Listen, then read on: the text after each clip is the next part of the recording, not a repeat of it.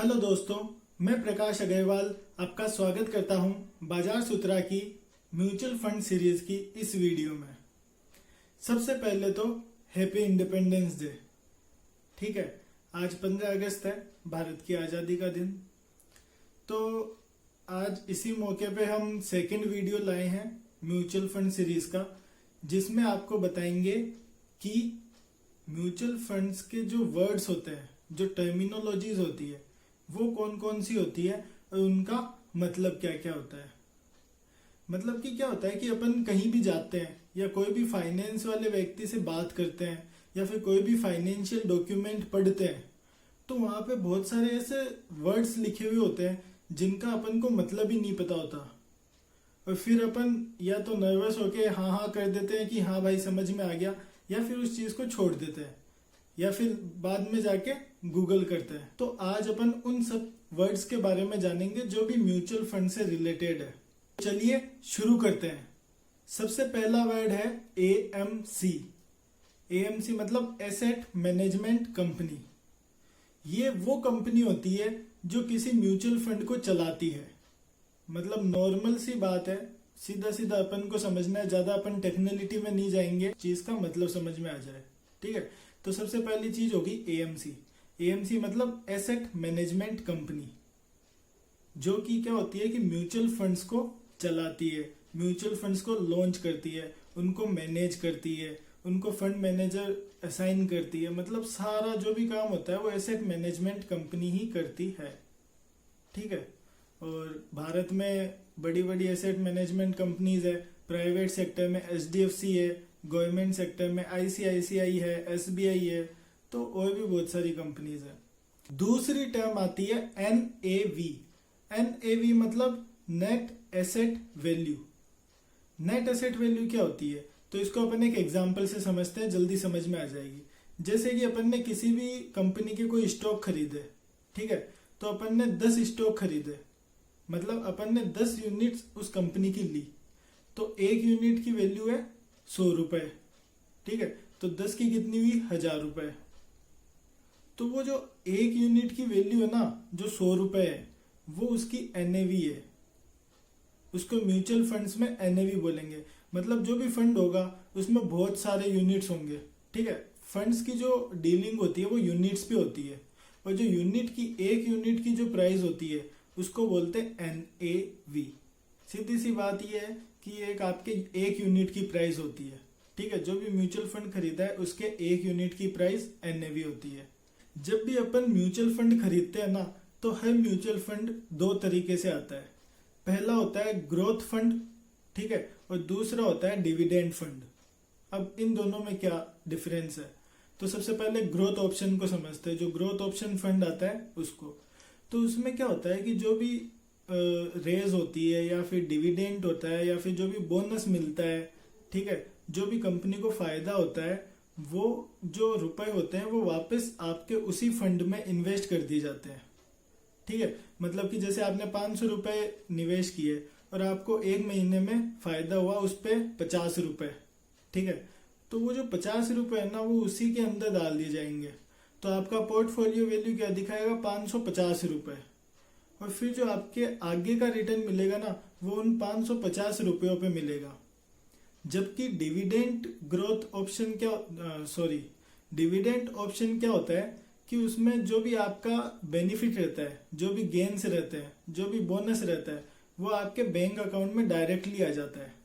मतलब कि जैसे आपने 500 रुपए निवेश करे और 50 रुपए का उस पर फायदा हुआ, तो 50 रुपए आपके बैंक अकाउंट में आ जाएंगे, और जो अगले बार होगा ना, वो उन्हीं 500 रुपए पे होगा। जो फायदा होगा वो 500 रुपए पे होगा, 550 पे नहीं होगा वो। ये बात समझ में आ गई। ग्रोथ में क्या होता है कि वो उसी में ऐड हो जाते हैं और उस पे आगे मिलता है बोनस। और डिविडेंड में क्या होता है कि जो प्रॉफिट होता है वो डायरेक्ट आपके बैंक अकाउंट में आ जाता है। महीने, 3 महीने, 6 महीने, जो भी उनकी फंड के अनुसार कैलकुलेशन होती है, उस अकॉर्डिंग डिविडेंड आपके अकाउंट में आ जाता है। नेक्स्ट वर्ड होता है एसआईपी। एसआईपी मतलब systematic investment plan. Systematic investment plan क्या होता है कि कोई भी जैसे फंड है, ठीक है, वो अभी आपको गारंटी नहीं है कि यार अपन एक साथ इतने रुपए लगाएं या नहीं लगाएं। तो वो महीने, 2 महीने, 3 महीने, 6 महीने, इन टाइम के डिफरेंस पे भी अपन लगा सकते हैं कि हाँ अपन 10,000 रुपए एक साथ नहीं लगाएंगे, हजार रुपए 10 महीनों में लगा देंगे। तो हर महीने 1,000 रुपए आपके बैंक से डेबिट हो जाएंगे और वो उस फंड को मिल जाएंगे। उसको कहते हैं सिस्टमेटिक इन्वेस्टमेंट प्लान। वो ऑटो पे की आप जो भी फॉर्मेलिटीज है वो पूरी करोगे तो वो ऑटोमेटिकली डेबिट हो जाएंगे। ठीक है, उसमें कोई दिक्कत वाली बात नहीं आती। वो कंपनीज आजकल सारा ऑटोमेटिक सिस्टम हो गया है। SIP समझ गए। और इसमें लंप सम आता है एक, लंप सम, LUMP SUM। लंप सम मतलब कि एक साथ आप इन्वेस्ट करते हो कि नहीं यार 1,000 रुपए हर महीने कौन करेगा, अपन तो एक बार ही 10,000 रुपए डाल देते हैं, फिर जो भी फायदा होगा देखा जाएगा आगे। तो वो हो जाता है लंप सम प्लान। ठीक है, SIP हो जाता है हर महीने या हर 6 महीने, जो भी आप प्लान चूज करते हो कि हाँ रेगुलर चलने दो इसको। और लंप सम हो जाता है कि एक साथ करो और छोड़ो इसको, परेशान हो गए हम तो। ठीक है, ये होता है। नेक्स्ट क्या होता है, NFO। NFO मतलब न्यू फंड ऑफर। जो मेरा फर्स्ट वीडियो था म्यूचुअल फंड पे, ठीक है, जो मैंने बताया था, उसमें मैंने एक NFO में इन्वेस्ट कर रखा था। ठीक है, तो NFO क्या होता है, न्यू फंड ऑफर। जैसे स्टॉक मार्केट में IPO होता है कि कोई भी नया स्टॉक लिस्ट होता है, कोई भी नई कंपनी लिस्ट होती है तो IPO आता है। वैसे ही म्यूचुअल फंड्स में NFO आता है। जब कोई कंपनी अपना नया फंड लॉन्च करती है किसी भी एसेट्स का, तो उस प्रोसेस को अपन NFO कहते हैं। नॉर्मली NFO की जो NAV वैल्यू होती है, जो NFO की न्यू फंड ऑफर की NAV नेट एसेट वैल्यू होती है, वो 10 रुपए होती है। ये वापस सुन लीजिएगा, कंफ्यूज हो रहे हो तो। अब अपन कहेंगे बात AUM की। AUM क्या होता है, एसेट अंडर मैनेजमेंट।